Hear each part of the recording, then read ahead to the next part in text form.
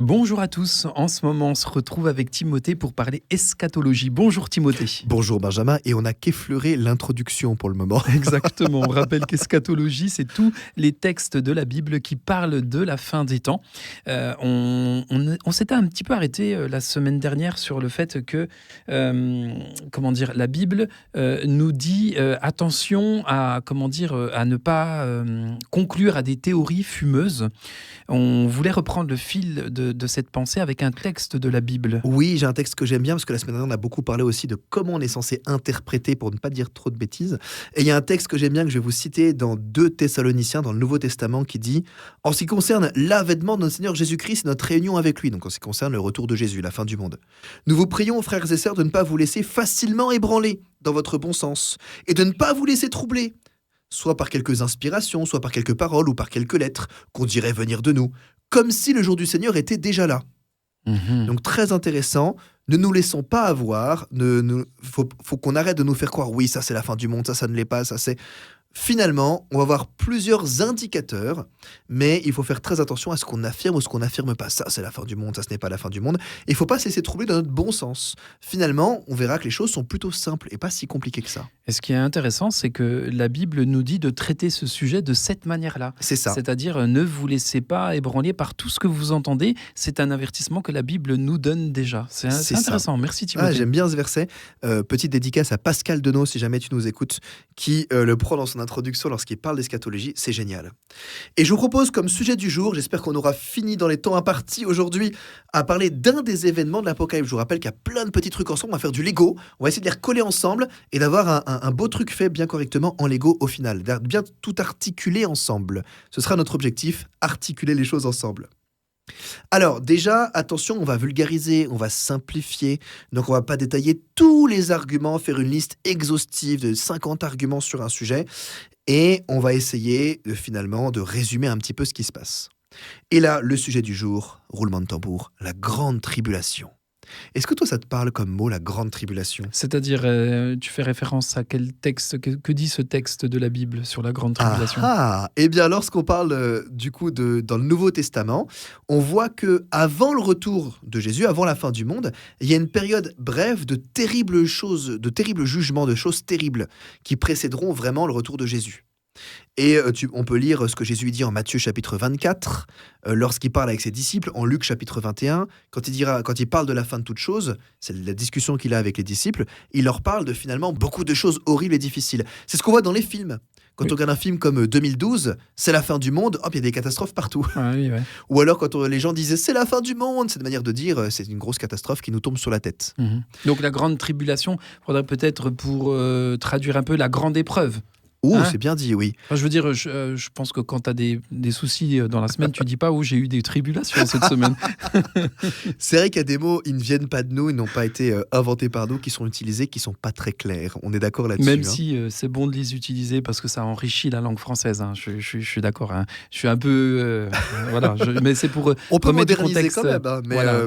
Oui, mais en tout cas, il y aura une grande épreuve, quelque chose qui sera dur, compliqué, une tribulation. En langage 2025, oulala, c'est chaud. C'est ça, exact. Et lorsqu'on regarde un petit peu, on nous en parle dès l'Ancien Testament. Dans Ésaïe chapitre 13, Jérémie chapitre 30, le jour de l'Éternel.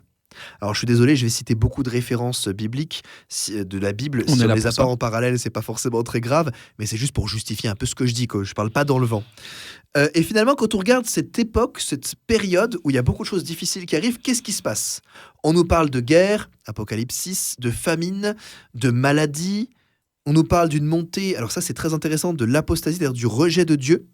Donc il y aura de plus en plus ce rejet de Dieu, ça c'est très intéressant, surtout parfois on a l'impression qu'il y a parfois quelques vagues un peu christianophobes dans certaines sociétés, de plus en plus en ce moment. On nous parle de grands tremblements de terre et de la végétation qui seront frappés, Apocalypse chapitre 8, de la mer et des eaux qui seront également atteintes, des fléaux redoutables, etc. Bref, la fin du monde. Mhm. Ça, c'est des indicateurs qui démontrent que la fin du monde est proche, quoi. C'est ça. Et finalement, ce qui est compliqué, c'est que ces indicateurs, on peut finalement déjà les vivre aujourd'hui. C'est pour ça que je comprends complètement des chrétiens qui, lors de grandes guerres mondiales ou de grands conflits, se disaient mais c'est la fin du monde. Oui. La guerre mondiale, mais attends, tout le monde se met les uns sur les autres, ça implique quasiment tous les pays du Le monde. nucléaire. C'est le nucléaire, c'est la fin du monde. Mhm. Et je les comprends complètement. C'est vrai. Donc d'un côté, on doit être attentif. Jésus qui nous dit, quand vous regardez un figuier, vous savez quand est-ce que c'est la saison des figues, vous êtes attentif, vous regardez ses feuilles. Moi, par exemple, j'aime bien l'été, au début de l'été, vers le milieu de l'été, regarder un petit peu les murs. Est-ce que c'est la période ou pas encore? Est-ce qu'il a fait suffisamment chaud? Est-ce que ce sera tardif, machin? Pour savoir quand est-ce qu'avec mon fils, on va aller cueillir des murs. Les gourmands. Oh oui. Et donc, il faut être attentif, mais en même temps, il faut faire gaffe à ce qu'on affirme en disant oui, c'est la fin du monde, c'est la fin du monde, parce que malheureusement, beaucoup se sont trompés en affirmant des choses, et parce que ces signes-là sont pas si clairs, on les vit déjà maintenant. Et finalement, ce qui est intéressant, c'est quand on regarde les effets produits par la grande tribulation, c'est qu'il y aura beaucoup de morts, il y aura une bonne partie de l'humanité qui n'existera plus, et que même certains, au lieu de se repentir, au lieu de changer, vont s'endurcir davantage, comme nous dit l'Apocalypse. Donc c'est pas une période si facile que ça, c'est une période où il y aura quand même un rejet de tout ce qui est chrétien, tout ce qui vient de Dieu, ce sera pas facile. Mais même pendant cette période, il y a quand même un moyen de trouver Dieu, de trouver la grâce, on est encore dans le temps de la patience de Dieu, on peut encore se repentir, on peut encore changer. Donc moi j'en tire une application pour nous tous, je vais utiliser un mot un peu barbare, un peu bizarre, c'est d'avoir une saine crainte, une saine peur. C'est un peu comme quand j'ai peur de faire un excès de vitesse. J'ai pas peur, je suis pas en train de trembler, mais je me dis, si je me fais prendre, je paye quand même cher, je perds des points sur mon permis, c'est pas cool. Cette saine crainte, elle m'aide à respecter la loi. S'il n'y avait pas les policiers qui pouvaient m'arrêter et mettre une contravention, je respecterais beaucoup moins la loi, je vous l'assure. Et si on s'est pas déjà fait arrêter par un policier, on fait beaucoup moins attention. Moi, ça m'est déjà arrivé, depuis, je fais très attention. Donc cette saine crainte, elle nous pousse à bien agir, à faire gaffe à ce qu'on fait. Moi, c'est un peu ça quand je regarde les jugements terribles qu'on voit juste avant le retour de Jésus, ces moments difficiles.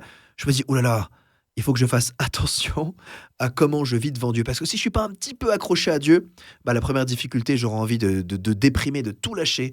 Et en même temps, ça me rappelle aussi que la fin du monde va arriver, qu'il y aura un jugement, quoi. Mais alors, comment tu expliques que la fin du monde est précédée justement d'une grande tribulation, d'une grande épreuve, et de limite même que la Bible ait dit que ce sera tellement fort que certains pourraient presque en renier la foi? Ouais, c'est très très fort. Ouais. Je pense que si on peut lier beaucoup cette grande tribulation, vu qu'il y a une montée de l'apostasie, de gens qui sont de moins en moins fans des chrétiens, avec aussi des persécutions. C'est pour ça que les gens dans les pays persécutés, pour beaucoup, on a l'impression que pour eux, c'est la fin du monde. Ouais, il y en a qui vivent des persécutions extraordinaires. Enfin, moi, je connais pas beaucoup de choses, mais si vous regardez un petit peu ce que dit Porte Ouverte, l'association Porte Ouverte sur plein de situations, c'est incroyable ce qu'ils vivent. Je serais incapable de le vivre. Moi, dans mon petit confort, je manque de café, je suis triste, mais alors eux, on en est très, très, très, très loin. Donc, cette grande tribulation, elle va avec la persécution également. C'est pour ça que ces signes, on peut déjà dire qu'ils sont déjà là aujourd'hui. Je ne dis pas qu'on est dans la fin du monde. Je dis que si demain Jésus revient, c'est cohérent. Il n'y a rien d'incohérent. Oui. Il y a encore d'autres petits détails. On nous parle de 2 témoins dans Apocalypse chapitre 20 qui parleront au nom de Dieu. Donc il y a quand même des gens qui se lèveront pour parler. Il n'y aura pas que des gens qui seront contre Dieu, quand même des gens qui se lèveront. On nous parle aussi du règne d'un antéchrist ou antichrist, quelqu'un qui se lèvera pour combattre la foi, pour aller contre Dieu. Et finalement, c'est pas forcément très clair exactement, mais on sait qu'en gros, il y aura plus ou moins 2 camps, des personnes qui défendront la foi, qui défendront Dieu, et des personnes qui iront dans l'autre sens. Et la grande question qu'on peut se poser, c'est dans quel camp sommes-nous ? Et alors oui, vas-y. Non, tu parles d'antéchrist, mais c'est vrai qu'il y a cette phrase qui m'a toujours marqué. Il y aura plusieurs antéchrists, elle dit la Bible. Oui. Ouais, voilà. Alors en fait, ça dépend ce qu'on entend par antéchrist. Est-ce que c'est ce personnage principal de l'Apocalypse dont on parle, qui est quelqu'un qui se lève, qui prend beaucoup d'importance et qui se met en travers de la foi, ou est-ce qu'on parle de gens qui sont contre la foi, qui sont anti-Christ, qui se lèvent contre la foi. Finalement, le mot peut être appliqué soit à une situation particulière, soit à des situations un peu de la vie de tous les jours, de personnes qui se lèvent et qui prennent position contre la foi. Ouais. Ça signifierait qu'il y a aussi des antichrists déjà dans certains pays qui empêchent la diffusion de la Bible, qui persécutent les chrétiens, etc. Complètement. Complètement. Une petite question qu'on peut se poser, mais ça va durer combien de temps ? Eh ben, c'est pas très clair. Daniel, il a un songe, il parle de semaines, il fait tout un découpage un petit peu de choses qui vont se passer, qui sont déjà passées, d'autres qui vont se passer dans la fin du temps. Et en gros, dans son songe, ça correspond à la 70e semaine. Mais on ne sait pas combien de temps ça va passer. Mhm. C'est quand même une période difficile, hein. Tu citais un verset où tu disais si ces jours n'étaient pas abrégés, personne ne serait sauvé. Mais à cause des élus, donc à cause des enfants de Dieu, ces jours sont abrégés. Mhm. Donc ça montre bien que Dieu fait en sorte qu'on subisse des difficultés, mais pas trop, parce qu'il pense quand même à nous, à notre fragilité. Mhm. Et comment se termine cette grande tribulation, cette période-là? Par la fin du monde, le retour de Jésus et le jugement final. Mhm. Et ce qui est intéressant, c'est que j'aimerais, pour terminer aujourd'hui, nous laisser une petite promesse de Dieu. Terminons sur un petit bonbon positif après un discours aussi négatif, désolé. Parce que tu as gardé la parole de la persévérance en moi, je te garderai aussi de l'heure de la tentation qui va venir sur le monde entier, pour éprouver les habitants de la terre.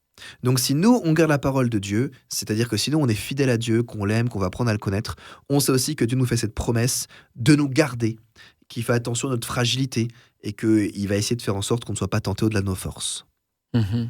C'est vrai que quand on reste fidèle à Dieu, malgré les difficultés, Oui, c'est une belle démonstration d'amour. Et je dirais que ça se vérifie aussi dans l'amitié, tout simplement. c'est Quand, vrai. quelque chose d'arrive très difficile et puis que les amis ils se taillent, ben, ça prouve leur infidélité. Mais à l'inverse, Ceux qui restent, oui, voilà. c'est bien des amis solides. Ouais. Ben, finalement, pour conclure, on a parlé d'un événement de l'Apocalypse, la grande tribulation. On a d'autres. On va parler de l'enlèvement, on va parler du jugement final. Et après, on va essayer de mettre un petit peu tout ça ensemble comme des Legos. Ouais, exactement.